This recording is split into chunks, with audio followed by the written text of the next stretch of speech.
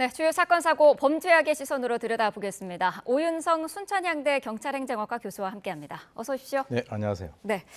자, 첫 번째 사건입니다. 지난 22일 새벽에 광주에서 음주운전 차량이 트레일러와 들이받아서 이제 운전자가 사망한 사건이 있었는데 그 내용에서 유튜버가 거론이 되고 있더라고요. 어떤 내용인가요? 네, 이게 이제 지난 22일 그 새벽에 그 광주 광역시에 술 마신 것으로 의심이 되는 그 운전자를 추직 응징하는 그 영상을 올리는 유튜버가 있습니다. 네. 그게 이제 소위 그 담양오리라고 하는 음주운전 헌터로 알려져 있는데 네. 이를 피해서 달아나던 이제 30대 운전자가 대형 트레일러를 들이받고 사망하는 사고가 발생했습니다. 그런데 이제 이 추적 과정이 유튜브를 통해서 생중계가 됐고요. 네. 이 약 한 400명 정도가 지켜봤다라고 하는데 이 사람이 운영하고 있는 이 유튜브의 구독자 수가 한 7만 명 정도 되는데 이번에 이 사건으로 인해서 사적 제재 논란이 일고 있는 중입니다. 네, 해당 유튜버가 음주운전을 의심을 해서 직접 이 차 창문을 두드리면서 말도 걸었다고 하고요. 공개된 화면에 보면은 이후에 사고 차량이 빠르게 도로를 질주를 하는데, 근데 이 유튜버가 사고 차량을 뭐 바짝 뒤쫓거나 그런 상황은 아니었다고 하고 있어요. 네, 이제 경찰이 확인한 바에 의하면 이 사고에 앞서서 이제 음주 의심 차량을 생중계하는 이 유튜브가 광산구 월계동에서 이제 A씨 차량을 한 100여 미터 정도 추격을 하다가 네. 결국 놓쳤다라고 합니다. 아. 그래서 이제 그 이후에 약 한 2분 정도 지나서 한 2km 정도 운행을 하다가 이 30대 운전자가 교통사고가 났다라고 하는데 그 사고는 의심 신고를 받고 출동한 경찰에 의해서 이 현장이 발견됐습니다. 네. 자, 유족 측은 음주운전은 분명 잘못이지만 유튜버의 추격이 없었다면은 사망까지는 가지 않았을 거다 이렇게 항변을 하고 있거든요. 어떻게 보시나요? 지금 이제 유가족들이 주장을 하고 계시는 것은 이제 평소에 이분이 그 공황장애가 있었다라고 얘기를 하고 있어요. 네. 그런데 이제 사실 A 씨를 바짝 쫓다가 이제 만약에 그런 사고가 발생됐다면 그 명확한 어떤 인간관계가 있는데 네. 한 2분 정도가 지나서 이제 그 사건이 발생이 됐기 때문에 좀 애매한 부분이 있습니다. 네. 그러나 분명한 것은 심리적으로 불안한 상태에서 사고가 발생이 됐다라고 하는 것은 우리가 이제 좀 추정을 할 수가 있는데 네. 그러니까 왜 그러냐면 이 운전이라고 하는 이 행위 자체가 말이죠. 이 순간 판단이 굉장히 중요하지 않습니까? 네. 우리가 이제 보통 뭐 이런 상황이 아니라 하더라도 뭐 화가 난다든지 하면은 거기에 영향을 받을 수 있는 것인데 네. 그래서 이 심리적이라든가 또는 상황적으로는 아무래도 영향이 없다라고 얘기할 수는 없지만 그렇다고 해서 이제 법적 책임을 어디까지 지울 것인가라고 하는 것은 별개라고 봅니다. 네. 자, 이번 사건으로 또다시 사적 제재 논란이 불거지고 있습니다. 시민이 직접 이런 그 범죄 현장을 추격하고 이 과정을 생중계하는 거는 어떤 의미로 볼 수 있을까요? 물론 이제 그 지금 뭐 음주운전뿐만 아니라 여러 가지 어떤 그 범죄 행위가 있을 때 시민들이 그것을 목격하고 경찰에 신고를 하거나 네. 또는 뭐 때에 따라서는 본인이 추적을 해서 검거에 협조를 하는 이런 것들도 있고요. 네. 또 그런 것이 이제 어떤 그 성공이 되면은 용감한 시민상이라고 이제 표창도 하고 하는 이런 사례들이 여러 가지가 있죠. 그래서 이것은 어떻게 보면은 뭐 사실 음주운전 을 한 것뿐만 아니라 만약에 사람을 치고 뺑소니를 했다라고 한다면 그 뒤를 뭐 쫓아가서 택시 운전기사분 같은 경우는 나중에 표창받은 그런 사항도 있습니다. 네. 그것도 역시 이제 위험한 것은 동일한데 그러나 이제 이런 선의에 의한 행동하고는 우리가 좀 구분을 해야 될 것이 이런 과정에서 마치 자기가 어떤 뭐 서부 시대의 어떤 보안관이냐 정의를 갖다가 전면에 내세우면서 우쭐거리는 그런 행동들 네. 이것들에 대한 어떤 부작용 과연 어떻게 우리가 지금 균형을 잡을 것인가 하는 그런 문제인데요.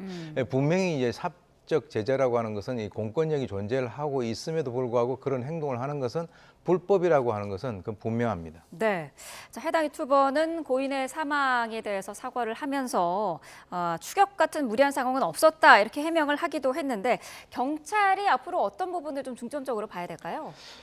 지금 이제 뭐 이 음주운전 여부는 아직 정확하게 밝혀지지는 않았습니다. 네. 그런데 이제 뭐 주위에서 같이 마신 사람들 증언에 의하면 한 것 같다라고 하는 것인데 지금 이제 이 유튜브 같은 경우는 그로부터 이틀이 지난 24일 오후 8시에 자체적으로 이제 중계를 갖다 생방송을 했습니다. 하면서 죄송합니다라고 얘기는 했지만 네. 그러나 아까 우리가 이제 2분 차이의 어떤 그런 문제, 본인이 놓쳤다라고 하는 이런 문제를 들어서 사실은 그런 압박은 없었다라고 얘기를 하고 있는데 네. 경찰 입장에서는 이 사건의 발생과 이 유튜브의 어떤 추적이라든가 관계에 있어서의 인과성을 면밀하게 이제 짚어보겠다라고 하니까 네. 한번 우리가 지켜볼 필요가 있겠습니다. 그렇군요. 자, 어떤 경우든 술 마시고 운전대를 잡으면 안 되는 그런 것 같은데요. 가수 김호중 씨의 음주뺑소니 사건 이후에 음주운전자들의 이른바 그 술타기 꼼수 논란이 많이 불거지지 않았습니까? 예. 여기에 대한 처벌 기준이 마련된다고 하는데 뭐가 어떻게 달라지는 건가요? 이거는 이제 사실 이 나쁜 거는 알려주지 않아도 이제 진화하는 그런 그 성격을 갖고 있습니다. 네. 음주운전 단속을 피하기 위해서 김호중 씨가 사용했었던 소위 얘기해서 음주운전 이후에 또 술을 마시게 하는 방법 네. 이것에 대해서 이제 상당히 여러 가지 논란들이 있었었거든요. 그래서 이제 박성훈 국민의힘 의원이 대표 발의한 지금 김호중 일명 그 김호중 방지법이라고 하는 것은 크게 두 가지로 구분할 수 있습니다. 네. 첫째는 음주 측정을 피해서 도주하는 행위는 무조건 처벌하겠다는 거예요. 아하. 그래서 이를 갖다가 음주 면허 취소 정지 사유로 추가하겠다. 그러니까 도주를 하면 인정을 하는 것으로 알고 운전면허 자체를 갖다가 아주 취소하거나 정지하니까 네. 도주하지 않겠죠. 또 하나는 음주 측정을 속일 목적으로 해서 추가 음주를 하는 경우에 1년 이하의 징역 그리고 500만 원 이상 2천만 원 이하의 벌금을 갖다가 매긴다라고 하는 것이 이제 지금 발의가 됐으니까 네. 저희 국민들의 입장에서는 과연 이건 제대로 통과돼서 이런 꼼수가 더 이상 발을 붙이지 못하도록 그렇게 조치가 될 것으로 기대를 합니다. 네. 또 다음 달 25일부터는 음주운전 재범자, 그러니까 음주운전을 하고 또다시 음주운전을 벌인 그런 사람에 대해서는 차에 음주운전 방지 장치를 부착하는 게 의무화된다고 해요. 이건 어떤 건가요? 이게 이제 사실 그 외국 같은 경우는 이미 오래전에 도입을 했습니다. 네. 우리나라 같은 경우도 그 만시지탄, 즉 너무 이제 늦었다라고 하는 그런 생각이 드는데 지난해 10월에 도로교통법이 개정이 돼가지고 다음 달 25일부터 음주운전 재범자 차량에 대해서는 음주운전 방지 장치 부착을 갖다가 의무화하도록 되어 있습니다. 네. 그는 뭐냐면 이 설치를 할 수 있는 그 대상은 5년 이내에 2번 이상 음주운전을 한 사람.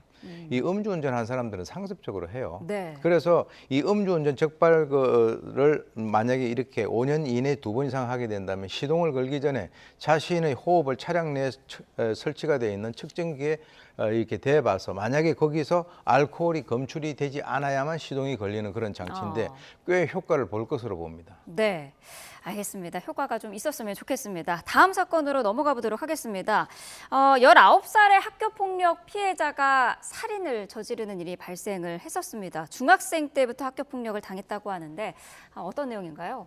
이게 지난 4월 14일 그 새벽 2시 30분인데요. 이 삼척에 있는 그 19세 A군이 중학교 동창 B군을 흉기로 찔러서 살해한 사건입니다. 네. 이 사건이 이미 이제 가해자 피해자가 중학교 3학년 때 이제 이번에 살해한 그 가해자가 강원도 삼척으로 전학을 와서 학창 시절부터 이 피해자, 이번에 살인 피해자가 지속적으로 괴롭히고 학교를 졸업을 한 이후에도 길에서 만나면 무차별 폭행을 하는 그런 상황이 계속되어 왔던 것이죠. 네. 사건 당일에도 폭력이 엄청나게 이루어졌다고 하는데 여러 명에 의해서 가학적인 행위가 도를 넘었다고 해요. 네, 2명이 이제 그날 찾아왔습니다. 네. 그래서 사건 발생 3시간 전인 지난 4월 13일 밤 11시 40분에 찾아와-가지고 이 A군이 사는 아파트의 문을 두드립니다. 그러니까 이제 문을 열어줬겠죠. 네. 그러니까 들어오자마자 집이 왜 이렇게 더럽냐라고 해서 물을 냄비에 담아가지고 거실 방에 뿌리고 닦아라. 그리고 이제 머리카락을 일회용 면도기와 가위로 자르고 심지어는 그 성기라든가 음모, 귀, 눈썹 이걸 라이터 불로 지지고 또 항문에 뭐 어떤 물건을 넣으라고 강요를 하고 또 입에 소주를 갖다가 강제로 들이붓는 듯 약 한 3시간에 걸쳐서 아주 가학적인 정말 이게 얘기하기 힘든 그런 그 가학 행동을 했는데요. 네. 그러자 이제 그 가해자가 주방에 있는 흉기로 바로 당사자를 살해를 한 것입니다. 네. 참 듣기에도 힘든 그런 내용인데 참다 못한 피해자가 흉기로 이제 한 학생을 찔렀는데 이 학생 측은 지금 심신미약을 주장하고 있어요. 예, 그렇습니다. 지금 이제 A군 측의 주장은 지적 장애가 있다. 그리고 이제 그 주의력 결핍 과잉 행동 장애, 즉 ADHD라고 이제 진단을 받았다. 그렇기 네. 때문에 지금 신경정신과에서 그 처방을 받아가지고 약 복용을 하고 있기 때문에 거기에다가 아까 말씀드렸지만은 강제로 소주를 갖다 먹였잖아요. 네. 그러니까 다량 음주까지 있으니까 심신 상실 또는 심신 미약 상태에서 살인의 고의성은 없다라고 이렇게 주장을 했습니다. 근데 법원에서는 이게 심신미약 주장을 받아들이지는 않았더라고요. 좀 언뜻 이해는 되지 않는 부분인 것 같기도 한데. 뭐 아무래도 이제 법원에서는 좀 보수적으로 이제 판단을 하는 것으로 보이는데 네. 이 심신미약을 인정을 하지는 않았다라고 하더라도 그럼에도 이 살해된 피해자의 어떤 행동을 보게 되면 우리 시청자분들도 이게 들으시면은 야, 저 너무 심하다 이렇게 네. 생각을 하실 텐데 단순히 어떤 그 폭행을 가해서 괴롭힌다라고 하는 그런 수준을 갖다 넘어서 3시간 동안 인격 말살에 이를 정도의 범행 동기에 있어서 어떻게 보면 상당히 참작할 만한 그런 사정을 인정을 하고 네. 또 우발적이다라고 하는 그런 입장을 밝혔습니다. 지금 양측 모두 항소를 한 상태인데 앞으로 어떤 부분이 쟁점이 될까요? 우리가 이제 피해자 학에서 얘기하는 그 피해자 유책성이라고 하는 것이 있습니다. 네. 어떤 범죄가 발생하는 데 있어서 피해자가 거기에 어느 정도 기여를 했는가라고 하는 것이기 때문에 지금 이제 양측 다 이제 검찰이라든가 또 이제 그 항소를 한 상태거든요. 네. 그렇기 때문에 이제 쟁점이 될 수 있는 것은 피해를 유발하는 데 있어서 피해자가 어느 정도 기여를 했는가라고 하는 그 부분이 가장 커다란 그 쟁점이 될 것 같습니다. 네.